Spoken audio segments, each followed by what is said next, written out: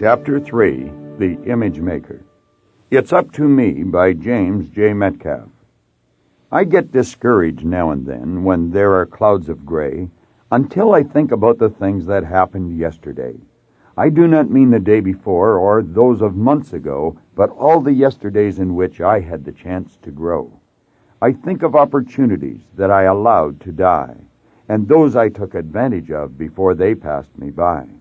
And I remember that the past presented quite a plight, but somehow I endured it, and the future seemed all right. And I remind myself that I am capable and free, and my success and happiness are really up to me. The Image Maker. The idea contained in this chapter could very well be the breakthrough for you, because image making, once we get a firm grip on it, is a truly dynamic idea. I was speaking in Ohio a number of years ago to a large group of business people when an elderly gentleman in the audience suddenly stopped me as I was explaining the image-making concept. He stood up and informed the audience that he was 65 years of age before he understood this idea. He mentioned that he had read about it, thought about it, and even talked about it, but he never really understood it until he was 65 years old. I want to suggest right at this moment that you read this chapter over a few times, because most people live and die and never fully understand the power of image making. Understand that we are relating this idea to money in this book, but I want you to know that once you fully understand the image making concept, you can effectively use it for whatever good you desire. I am not able to tell you the exact date on which I myself gained an understanding of image making, but I can tell you it has had as great an impact on my life as any idea I have ever learned. For the knowledge of image making eliminates competition from your life by moving you from the competitive plane to the creative plane.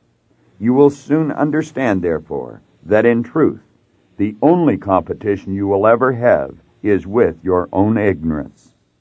This idea truly excites me. To be more accurate, I should probably say sharing this idea with you excites me, because I know how it can improve every aspect of your life. And I honestly love watching people grow or unfold as new ideas register in their consciousness. But before I delve into this idea, please understand that everyone is using the image-making concept, and everyone always has.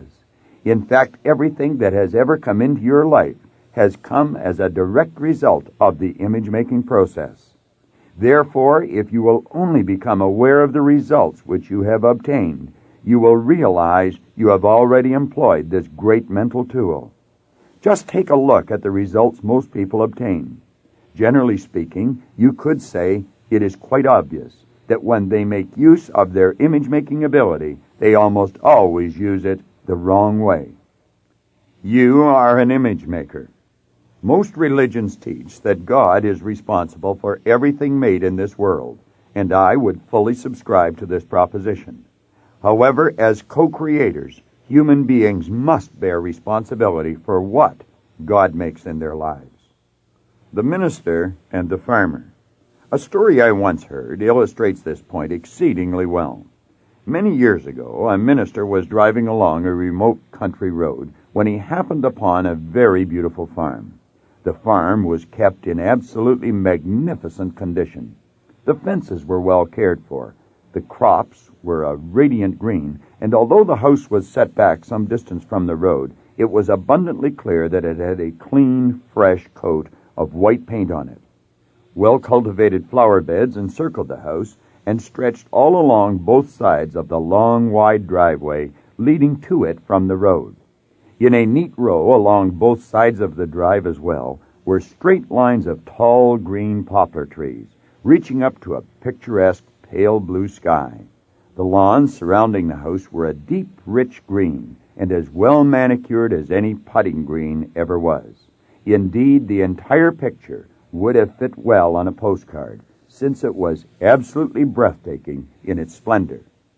Then the minister looked off to his right, to the other side of the road. Here the fields were plowed, The earth was the deepest black the minister had ever seen, and he was amazed at how the furrows had been plowed in such a way that they stretched out in rows as straight as clotheslines. Far off in the distance, the minister could see the farmer sitting up in his tractor, with a straw hat on the back of his head and clad in an old light blue pair of overalls. It appeared that the farmer was moving towards the road that he was plowing. Since the minister was in no particular hurry, he pulled his car over to the side of the road, got out of it, and walked towards the fence.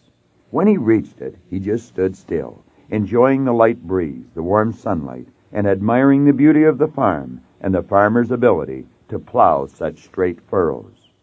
As the farmer worked his way towards the road, he noticed the minister leaning against the fence. So he brought the tractor to a halt, climbed down from it, and slowly started to walk in the minister's direction. As the farmer got closer, the minister smiled, raised his arm, and waved, saying, "My good man, God has certainly blessed you with a beautiful farm." The farmer stopped, pulled out an old red and white polka-dot handkerchief from his pocket with his big, scarred and calloused hands. He raised his arm and wiped the sweat from his sun-scorched brow, still not saying a word. Then he reached up with his other hand and gently took from his mouth a long piece of straw that had been bouncing and waving as he walked.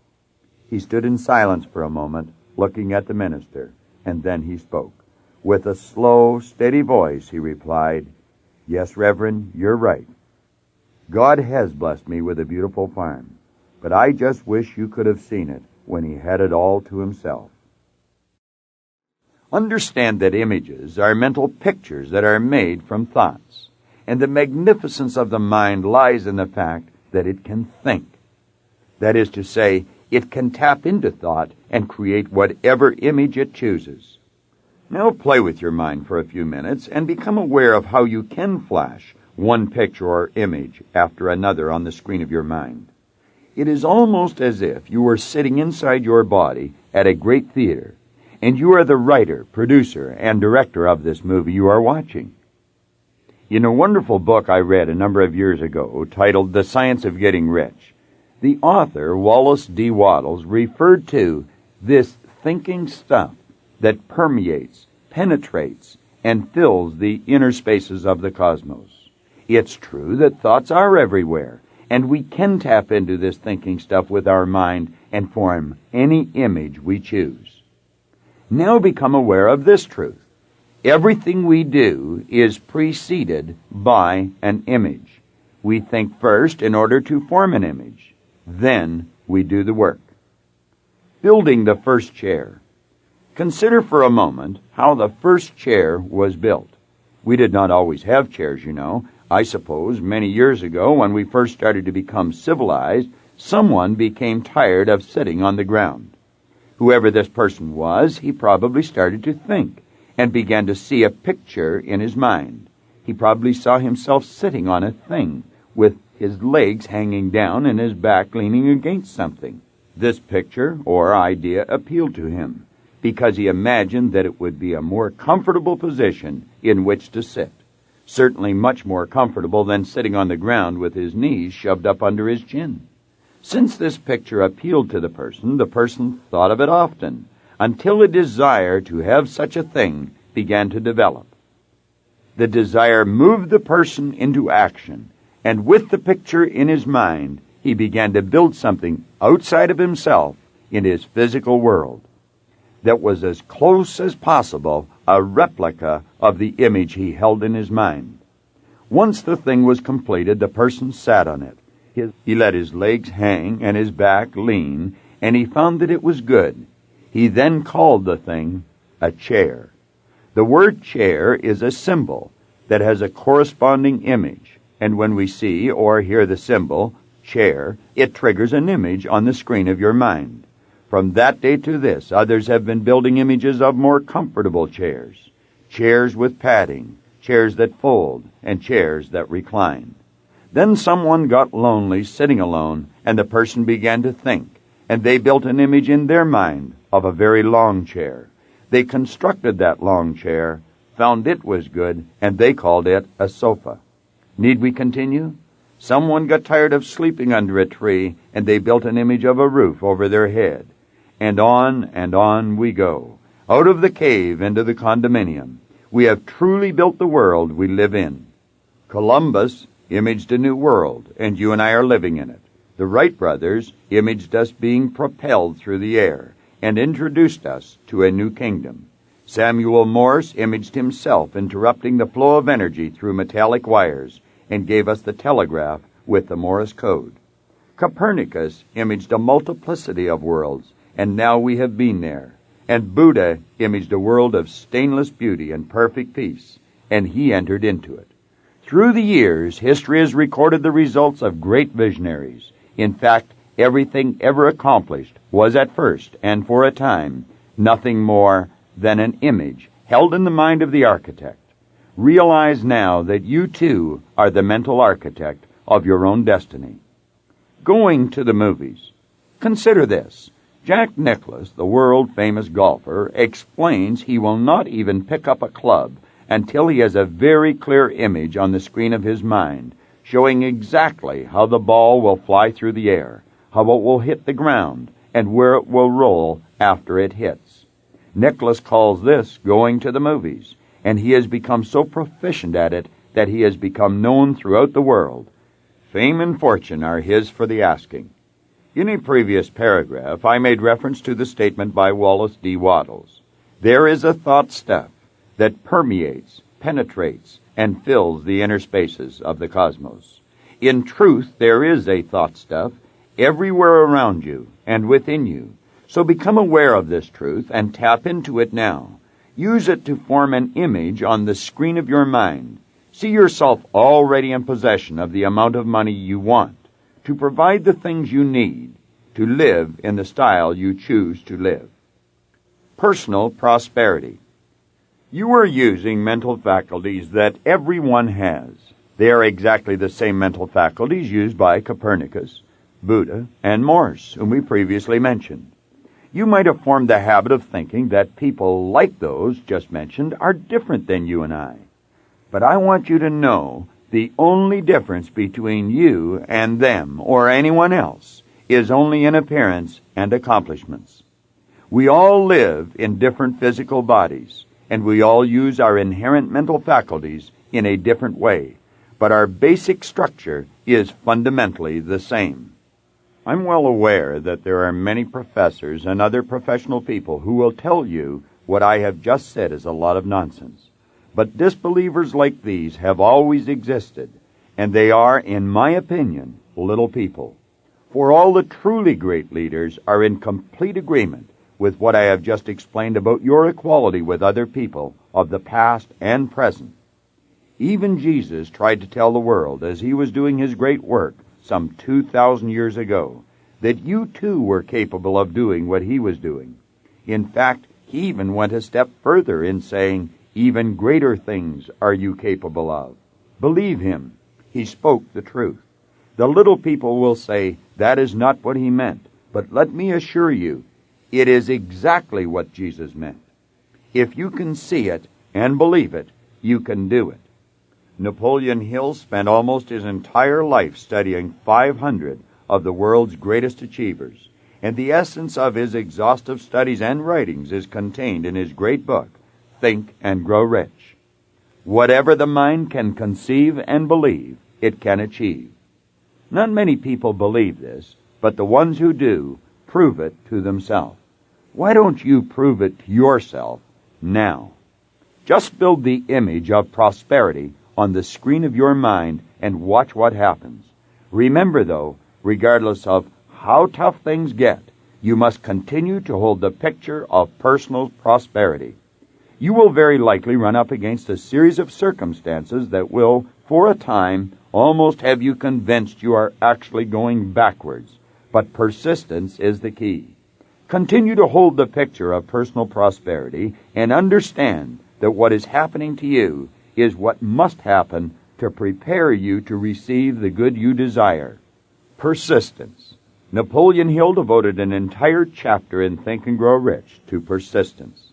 In that chapter, he said, there may be no heroic connotation to the word persistence, but the character is to the quality of man what carbon is to steel. He'll also point it out in another part of the same chapter that the only thing which separated Thomas Edison or Henry Ford from the rest of the people in the world was persistence. For both of these great men had an image, and they would not let anyone or anything dissuade them. They were persistent. One illuminated the world, the other put the world on wheels. Both were, of course, richly rewarded. In a previous chapter, we explained money is a reward for service rendered. These men provided a tremendous service to millions of individuals, and their reward was in direct proportion to the service rendered. So build your image of prosperity and be persistent. The way for your image to materialize will be shown to you. Persistence always pays. A number of years ago, John Canary, a friend and business partner of mine, was discussing Hill's chapter on persistence with me. We both seemed to be equally impressed with the importance of this quality as well as with the necessity of a person having it if they were to reach any worthwhile goal. After a time and nearing the end of our discussion, we each agreed we would read the chapter on persistence once every day for 30 days. I don't even have to ask John to find out if this exercise helped him. I know it did, and the exercise has most certainly benefited me on numerous occasions. There is an interesting story concerning John Canary which would be very appropriate to share with you here, since it illustrates both the power of imaging as well as persistence. Although I had known John Canary for a couple of years and had talked with him on many occasions, I certainly did not know him as intimately as I do at the time of this writing. It is important that I bring this out here, as I will be referring back to it shortly. The incident I am about to relate took place in 1971. I was living in Chicago at the time and had just completed a speaking engagement in Edmonton, Alberta. When I returned to my room, there was a telephone message for me to call John Canary in Belleville, Ontario, Canada. I returned the call, and after a couple of minutes of small talk, John said it was rather important that he meet with me, as he had something he wanted to discuss, and he preferred not to go into it on the telephone. I asked John to wait while I looked over my calendar. It was, in the vernacular, packed tight. I was busy, to say the least. Almost every day I had either a seminar or a speaking engagement in a different city in North America. I explained this to John and told him that although I would love to visit, I really did not know when I could. John was persistent, so I said, "Listen, I am leaving Edmonton for Chicago tonight at midnight. To get to Chicago, I have to go through Toronto. I'll arrive there at 7 a.m.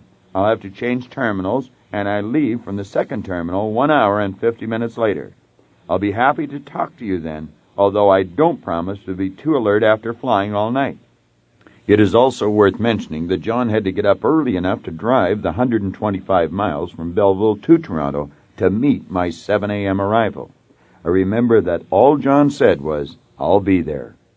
The next morning I sat in the airport coffee shop and listened as John explained how he wanted to do what I was doing. He wanted to conduct seminars. He also explained he was prepared to pay the price, whatever it might be. As I listened, it was like hearing a popular song on the radio. You keep hearing it over and over again. In almost every seminar I conduct, there is a man or a woman in the seminar who wants to do what I am doing. I've heard it in Biloxi, Mississippi, Butte, Montana, Los Angeles, New York, Moncton, and Montreal. It was an old tune. Now here I was in Toronto with a friend who, as I already mentioned, I did not know that well, and he was asking what he had to do. As I was listening, the same images which I had had with all the others were flashing through my mind. I was remembering all the traveling, the fear of standing up and speaking in a large hotel ballroom crowded with people who wanted you to get them excited, but who were mentally putting you on trial at the same time, thinking, "Does this guy know what he is talking about?" In many situations, such as a sales convention, you had 40 minutes from beginning to end in which to build a rapport with a few hundred strangers and get them excited about themselves. The years of staying up nights, reading and studying, the years of learning by attending seminars all over the continent, the years of working for next to nothing to prepare oneself to hold the attention of a group of people all day in a seminar. These were the images racing across my mind. It had taken me 11 years to get to that point. But how do you say no, you'll never do it, when someone like John asks you? Especially when the essence of what you teach is, you can do anything. Yet, how can you say yes when everyone you know, with the exception of 2 or 3 others besides yourself, cannot earn a living in the public speaking business unless they are a celebrity? And that is a whole different story.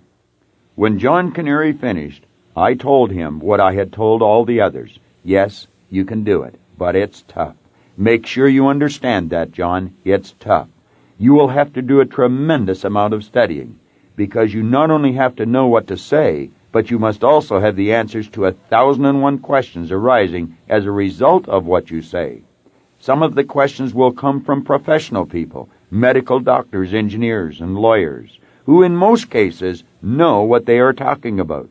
So you not only have to be right, but confident as well, or you'll be discredited with your entire audience. And that only has to happen a couple of times, and you're out of business. You not only have to study these ideas, but you must use them as well, or there will be no conviction in your talks. Not to mention the fact that you will be a walking physical contradiction to what you teach. It is next to impossible, for example, to have a sick person teaching health. You must develop showmanship and voice control, and on it goes. In short, John, for everyone who makes it, 1,000 fail miserably. Usually when this is explained, the person says they still want to go ahead, but you never hear from them again. John was no exception in one sense. He still wanted to go ahead. However, in every other way, he was an exception. I did see him again. I told him what to read and what to do, and he read it and he did it. John read hundreds of books. He devoured them. He narrated them onto tapes and played the tapes in his car at his own expense. He followed me all over the country and sat in hundreds of seminars. He wrote thousands of pages of notes and studied them diligently. Finally, I would have him open and close the seminars. Then he would conduct part of the seminar himself. In the beginning, he would be so full of fear, he would be soaking wet. Sometimes he would be so worried about what the audience thought of him that he would forget everything he knew. And as you know, an audience can be very cruel. But despite all this, he continued. Keep in mind, this was costing him money. He was not being paid. John Canary had built an image of himself doing what I was doing, and he would not quit. He was persistent, and it worked. It always has, and it always will. Today, he has earned the respect of many of the world's largest corporations. He has spoken in almost every major city in North America. He has also earned more in one day than he was earning in a year when I first met him. So if someone with numerous degrees after their name tells you image-making and persistence don't work, just look John Canary up and ask him. He will tell you, I know you can do it because I did it. Philip Nicola, a minister in Santa Ana, California, preached a sermon on a similar idea one Sunday that I was fortunate enough to hear when I was living there. He said, keep your mind on a higher image rather than a lower concern. I realize that is not always an easy thing to do, but it sure pays great dividends for the person who develops the mental strength to do it, and that is what it takes, mental strength. Build your image now and develop the mental strength to hold it. A number of years ago, prior to Napoleon Hill's death, Earl Nightingale condensed and narrated Think and Grow Rich onto a long-playing record. At the end of the record, Mr. Hill comes on to close the record. He said, And now, as I stretch out the hand of friendship through time and space, let me remind you not to go searching for opportunity in the distance, but reach out and embrace it right where you are. Waddell said this thinking stuff permeates and penetrates the entire universe. They're both telling us the same thing. So build your image now, right where you are. Don't even wait until you finish this book. Build it now, and let the remaining pages in this book strengthen the image. You don't even have to try. Just let the image of a more prosperous you float to the center of your consciousness. It's already here, so let it appear. For many years now, I've been very aware of the power that flows through you to accomplish good in your life when you hold the proper image in your mind. And this great truth has been responsible for many wonderful things happening in my own life. Moreover, I have also seen numerous examples of what a proper image will do in the lives of other people. Paul Hutsey's story. I would be remiss if I concluded this chapter without sharing Paul Hutsey's story with you. It all began when I received a telephone call from Charlie Beck, who was the Vice President of Sales for the Southwestern Home Office of the Prudential Insurance Company of America in Houston, Texas. He invited me to speak at the company's regional business conferences to be held in Toronto, Canada. He explained they had 4 different regions, and each region was coming in for 3 days to the conference. This meant that they wanted me to work in Toronto for approximately 12 days. Although I was living in Los Angeles at the time, Toronto was my hometown, where I grew up. My family and friends all lived there, so naturally the idea appealed to me. But I asked Charlie how long I could have on the program, and he said, about an hour. I think it is worth mentioning at this point that I have not as yet learned to teach anyone much in an hour, and I told him so. I explained that if he would give me 2 mornings on the program with each region, I would be glad to come and do the job for him. I wanted 2.5 hours each morning. Charlie's southern accent was interrupted by a real deep belly laugh as he explained they had never done anything like that in the 100-year history of the company. All of their executives had to take part in the program, he said, and so they never gave anyone that much time. However, I stood firm. I gave him the name of a couple of other vice presidents in his company whom I had worked for, and I suggested that he call them to find out if my idea had any merit. But as I hung up the phone, I did so rather reluctantly because I really wanted the job. I must admit that I was somewhat surprised, therefore, when one of Charlie's aides phoned me back to say they were going for it. He also told me he didn't know how I had talked Charlie into doing it. But I was given 2 mornings on the program.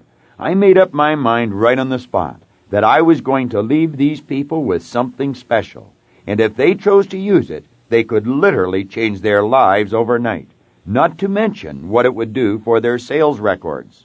I was going to speak on the power of an image, or, to be more specific, the power of a self-image and the benefits of holding a positive one. At the conclusion of the program for one of the regions, a gentleman came up to me and said it was imperative he talk to me. He said he had a problem, and he felt I had the answer to the problem because he was impressed with the ideas I had explained during the seminar presentations. There were approximately 200 people in each one of these conventions, and I explained to this man that many of the people wanted to talk to me, but I did not have the time to talk to everyone individually since I was only one person. I also explained to him that I had another appointment and had to leave immediately to be there on time. Still, he was persistent, so I agreed to meet him the following morning in the coffee shop for breakfast. I can remember our meeting as if it were today. The 2 of us sat down just inside the door of the coffee shop at the Hyatt House Hotel on Avenue Road. As soon as we sat down, he started talking. He informed me that he had to tell me something about himself so I could understand his problem. He said he did not want me to think he was bragging, but it was necessary for me to have this information. He began by telling me he was a good man, and I already knew that about him just by looking at him. I could feel it about him. He then went on to explain he had worked for Prudential for more than 20 years, had been in management for all but 2 of those years, and he concluded by saying, "I'm a good manager." Next, he stated he had a good record, good people, and he was well respected by the executive staff of this company. No sooner had he uttered those words than Charlie Beck and Dick Merrill, the senior vice president from Houston, came walking in. Came over to our table, congratulated Paul on his year, exchanged a few words with us, and then went to their own table. Paul and I sat down again and resumed our conversation. He said they meant what they said, and I knew it was true. It wasn't mere flattery. It was a sincere, merited compliment that Paul had received from his 2 senior executives. Finally, he said, "Now this is my problem. I run a district office in Wichita, Kansas. Out of over 500 offices Prudential has, our office stands in 175th place. Now, he said, that's not bad, nothing to be ashamed of, and it wasn't. It was a fairly good standing. He then said, my problem is, I know we are good enough to be in the top 100, and we're not. Every year I go for it, but I never seem to make it. At that moment, I knew what the cause of Paul Hutsey's problem was. I explained to him that he was letting the sales sheet dictate the image he was holding in his mind. He saw himself as being number 175, and he was doing his utmost to move into the top 100. He worked hard. He worked with his people, and as he explained previously, he had good people. I showed Paul, however, that it was imperative he see himself in the top 100, regardless of what the sales sheet said. In other words, he had to act as if he were already in the top 100. He had to become mentally what he wanted to be on the physical plane. He also had to learn how to communicate this idea to his entire staff. Suddenly, I started to see the lights going on in Paul's mind. We talked for a while longer, and I explained as much as I could about the mind to him, how it worked, and especially about the power of holding the proper image there. Paul thanked me for the time I had given him and returned to Wichita, Kansas. As his region moved out of the Hyatt House, another one moved in. But about a day or so later, I received a long-distance call from Wichita, Kansas, and it was from Paul Hutsey. He wanted to know where I would be holding seminars when the conferences were completed. I told him I would be in Southern Illinois for Prudential's Midwestern home office. He then asked if he could join me and travel with me for 2 or 3 days. I explained to Paul that I had already made a deal with Charlie Beck to do our entire series of seminars for the whole of the Southwestern home office, and one of the sites chosen was Paul's town, Wichita, Kansas. Nevertheless, since we weren't going to be there for at least 6 weeks, he explained that he wanted to join me immediately, and so, at his own expense, he flew some 600 miles to spend 3 days with me. We went together from Litchfield, Illinois to LaSalle, Illinois. We spent hours talking as we were driving from one city to another, and he sat in the seminar and took copious notes all day long. In the evening, we would spend more hours conversing. Finally, Paul returned to Wichita and started to apply these ideas. Specifically, he started to work with the proper image, and as a result, the sales started to climb. For some strange reason, Paul's superiors saw fit to move him from Wichita, where he had been for a number of years, to Pittsburgh, Kansas, where the district office stood in 163rd position. This certainly didn't seem like a very fitting reward for all the effort he had advanced on the company's behalf. Still, Paul accepted the move as a challenge, and a mere 6 months later, the district in Pittsburgh, Kansas, stood number 11 in the entire Prudential Insurance Company. Prudential recognizes the top 52 districts, which is the top 10% each year, by awarding them a citation. The Pittsburgh district had not had a citation in 9 years, but just a short 6 months after Paul Hutsey took over the helm, they were in the top 2%. Just 2 years later, they missed the number 1 spot by a matter of a few percentage points. Today, Paul Hutsey is Vice President of Sales in Houston, Texas, for the Southwestern Territory.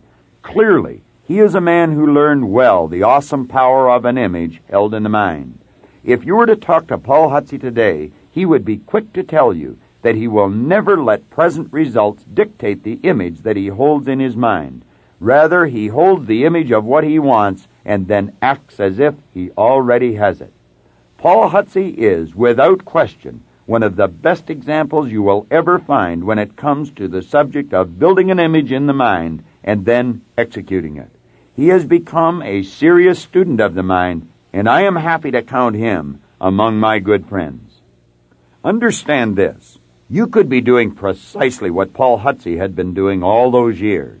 So if you are, then make up your mind right now to do what I have suggested you start doing. And start right where you are. Build the image of what you want, and then act as if you have already received it. Expressed somewhat differently, act like the person you want to become. For as Goethe, the German philosopher, once wrote, before you can do something, you first must be something. As you finish this chapter, lay the book down and then become very relaxed. Let creative energy fill your consciousness and then mold it into an image of yourself in a much more abundant state of life. See yourself already in possession of what you previously only dreamed of. Become extremely conscious of the truth that your entire being is not only filled with, but also surrounded by, the original substance all images are made of. So do not just keep reading page after page of the book without acting on the suggestions which I have been giving you.